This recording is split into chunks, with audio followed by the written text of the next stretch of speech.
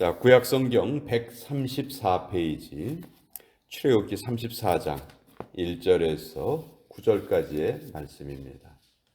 구약성경 134페이지 1절에서 9절까지, 출애굽기 34장 1절에서 9절까지의 말씀입니다. 찾으셨으면 우리 같이 읽도록 하겠습니다. 시작. 여호와께서 모세에게 이르시되 너는 돌판 둘을 처음 것과 같이 다듬어 만들라. 네가 깨뜨린 처음 판에 있던 말을 내가 그 판에 쓰리니 아침까지 준비하고 아침에 시내산에 올라와 산 꼭대기에서 내게 보이되 아무도 너와 함께 오르지 말며 온 산에 아무도 나타나지 못하게 하고 양과 소도 산 앞에서 먹지 못하게 하라. 모세가 돌판 둘을 처음과 같이 깎아 만들고 아침에 일찍이 일어나 그 두 돌판을 손에 들고 여호와의 명령대로 시내산에 올라가니 여호와께서 구름 가운데 강림하사 그와 함께 거기 서서 여호와의 이름을 선포하실세. 여호와께서 그의 앞으로 지나시며 선포하시되 여호와라 여호와라 자비롭고 은혜롭고 노하기를 더디하고 인자와 진실이 많은 하나님이라. 인자를 천대까지 베풀며 악과 과실과 죄를 용서하리라. 그러나 벌을 면제하지는 아니하고 아버지의 악행을 자손 3, 4대까지 보응하리라. 모세가 급히 땅에 엎드려 경배하며 이르되 주여 내가 주께 은총을 입었거든 원하건대 주는 우리와 동행하옵소서. 이는 목이 뻣뻣한 백성이니이다. 우리의 악과 죄를 사하시고 우리를 주의 기업으로 삼으소서. 하나님의 말씀입니다. 아멘. 자, 모세는 시내산에 두 번 올라가요. 처음 올라가서 십계명의 두 돌판을 받아서 내려오지만 우리가 아는 것처럼 이스라엘 백성들이 금송아지를 만들어 놓고 그것을 숭배하는 모습을 보다가 너무 화가 나서 그것을 던져서 그 두 돌판을 깨뜨리고 맙니다. 그래서 다시 하나님께서 모세를 부르세요. 모세를 부르셔서 두 번째, 그러니까 십계명의 두 번째 그 돌판을 만들어 주십니다. 자, 우리는 보통 홍해가 갈라진 것 아주 기적 중에 기적이라고 생각을 합니다. 그 큰 바다가 갈라진 것. 근데 이 모세가 시내산에 올라갔을 때 두 번 올라가는데 거의 뭐 내려오자마자 다시 올라가는 거예요. 내려오면서 이스라엘 백성들이 금송아지를 숭배하는 모습을 보고 거기에 진노하죠. 그리고 이제 돌판이 깨뜨려지고 그때 그 금송아지 만드는 일에 앞장섰던 사람들 3,000명을 그날 죽입니다. 그리고 이제 다시 시내산에 올라가는데, 그러니까 그 간격이 아주 좁아요. 여러분, 40일을 모세가 완전 금식을 하고 내려왔어요. 물도 마시지 않는 금식이었어요. 또 두 번째 올라가서도 또 40일 동안 완전 금식을 합니다.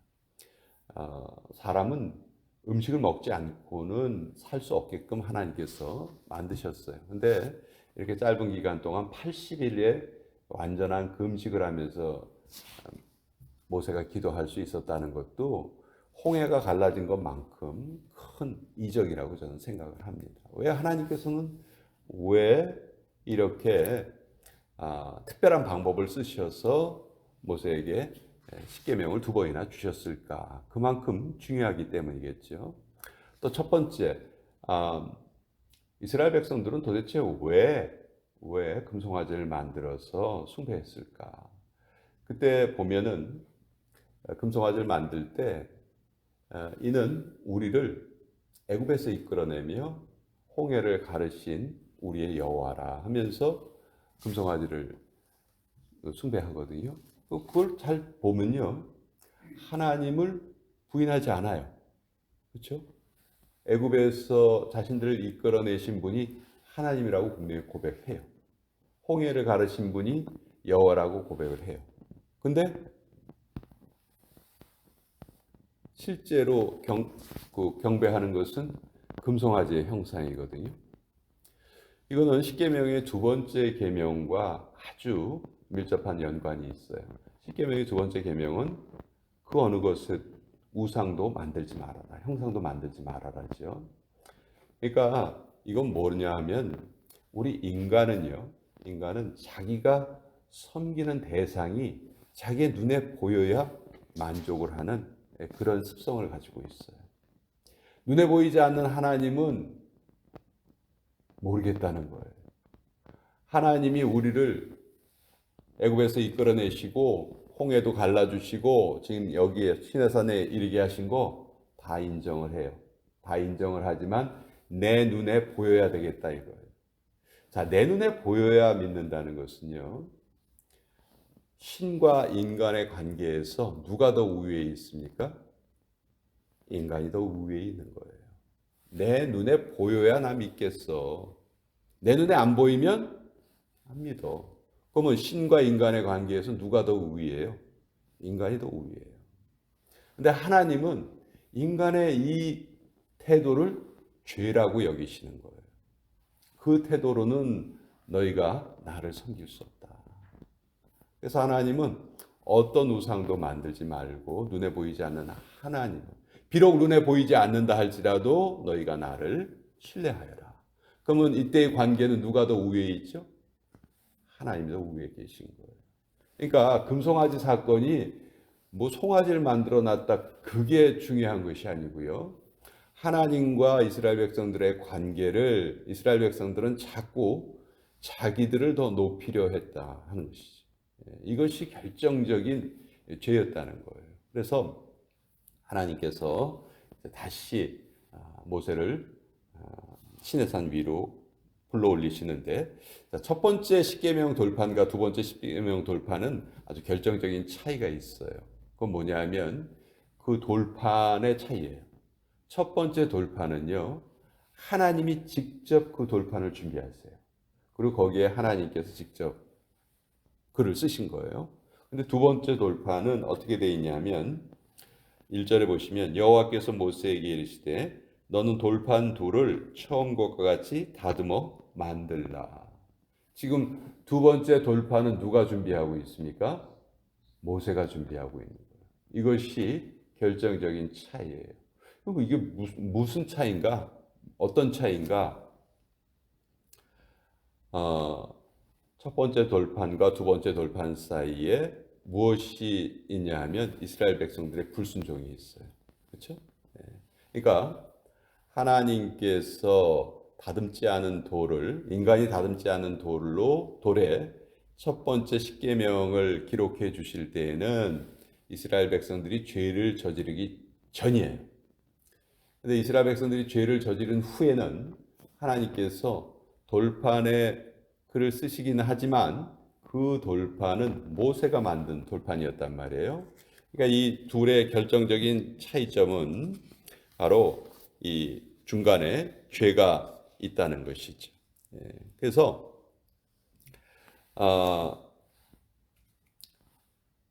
첫 번째 하나님께서 만드신 그 돌판은 쉽게 말해서 다듬지 않은 돌판이고 우리의 마음판을 상징합니다. 하나님께서 처음에 만드셨던 그 마음판. 근데 두 번째 모세가 만든 그 돌판은, 이것은 쉽게 말해서 인간이 만든 돌판이란 말이에요. 그러니까 이 둘의 차이점이 아주 명확하게 우리가 알 수 있는데, 여러분 첫사람 아담이 하나님께 범죄하죠. 근데 아담에게 처음에 하나님께서 말씀을 주실 때 그 하나님의 말씀이 어디에 기록되었을까요? 아담에게 무슨 글로 이렇게 하나님이 너는 뭐 저 동산 중앙에 있는 거 먹지 말아야 된다. 그래서 글로 기록을 해서 아담에게 주신 게 아니거든요. 처음에 하나님의 말씀은 어디에 기록되어 있냐면 아담의 마음판에 기록됩니다. 근데 아담이 그것을 어떻게 해요? 지키지 못하죠. 그러니까 마음판에 기록된 그 하나님의 말씀이 깨진 거나 마찬가지. 마음판이 깨진 거나 마찬가지죠. 자, 그래서 인간이 범죄한 이후에는 하나님께서 아담이 범죄한 이후에는 하나님의 말씀을 어디에다 기록하시냐 하면 인간의 마음판이 아닌 인간이 만든 돌판이라든지 아니면 인간이 만든 종이라든지 인간이 만든 어떤 가죽이라든지 거기에 하나님의 말씀을 기록을 해 주세요. 근데 다시 하나님과의 관계가 회복된 사람들은 이제 하나님의 말씀이 어디에 새겨지기 시작하냐면 다시 우리의 마음판에 새겨지기 시작하는 거예요. 그래서 히브리서 8장 10절에 보면 이런 기록이 있어요. 내 법을 저희 생각에 두고 저희 마음에 이것을 기록하리라. 하나님께서 이제 하나님의 백성으로 거듭난 자에게는 하나님의 말씀을 하나님의 법을 그들의 마음에 기록하리라 이렇게 말씀을 하셨어요. 그러니까 저와 여러분은 이제 기록된 말씀을 읽지만 이 기록된 말씀이 여기에만 머무는 것이 아니고 이제 어디로 이 기록된 말씀이 옮겨와야 됩니까? 우리의 마음판으로 옮겨와야 되는 거예요. 그만큼 우리의 마음판이 중요하다는 것이죠. 이것이 왜 하나님께서 두 번째 돌판은 모세가 직접 만들게 하셨는가? 그 이전에 죄를 저질렀기 때문에 죄를 저지른 후에는 마음판에 기록하지를 못하셨던 거예요. 근데 이제 예수 그리스도께서 이 땅에 오시고 우리의 죄가 해결된 후에는 다시 하나님의 말씀이 우리의 마음판에 새겨지기 시작한다는 것이죠.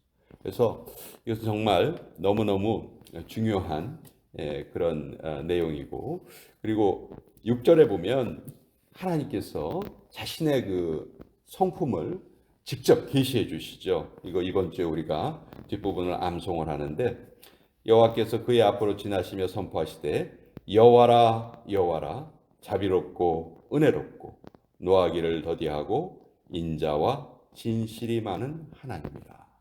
하나님이 스스로 내가 어떠한 하나님이다 이렇게 이 구절처럼 명확하게 우리에게 알려주시는 구절이 없어요. 그러니까 여러분 우리가 힘들고 어려울 때 기도하죠. 근데 그 기도할 때 무슨 말씀을 붙잡고 기도하냐고요. 우리 대부분 우리의 힘든 상황을 하나님께 알려드리기 바빠요. 물론 그것도 우리가 해야 해요. 그러나 그 이전에 하나님이 어떤 분이신가를 우리가 자꾸 우리의 마음에 새기는 게 좋을 것 같은데 그때 가장 우리에게 힘이 되는 구절이 저는 이 구절이라고 생각을 해요. 자비롭고 은혜롭고 노하기를 더디하고 인자와 진실이 많은 하나님. 저에게 지금 이러이러한 어려움이 있습니다. 제가 이 문제를 좀 해결해야 되겠습니다. 하나님 저와 동행하시고 이것을 해결하여 주시옵소서. 하나님의 속성에 초점을 맞추고 우리가 기도를 하면 우리의 어려움에 초점을 맞추고 기도하는 것보다 그 기도의 힘이랄까요? 자세랄까? 그게 완전히 바뀌어지는 것이지. 자꾸 우리의 어려움에 집중을 하다 보면 기도를 마치고도 그것이 해결됐다는 그 느낌이 들지 않을 때는 계속해서 마음이 무거워요. 그러나 하나님의 속성에 우리가 초점을 맞추고 기도를 하면 그 상황이 해결되지 않았음에도 불구하고 우리의 마음은 반드시 하나님이 이것을 해결해 주신다 하는 그런 확신으로 가득 차게 되는 것이죠. 그래서 출애굽기 34장 6절의 말씀, 하나님의 속성이 기록된 이 말씀은 우리에게 너무너무 중요한 말씀이고 소중한 말씀이다. 우리의 기도 생활을 지탱해 주시는 그런 말씀이다라는 것을 우리가 또 오늘 이 말씀을 통해서 같이 나누어 보았습니다. 자, 오늘 월요일 아침인데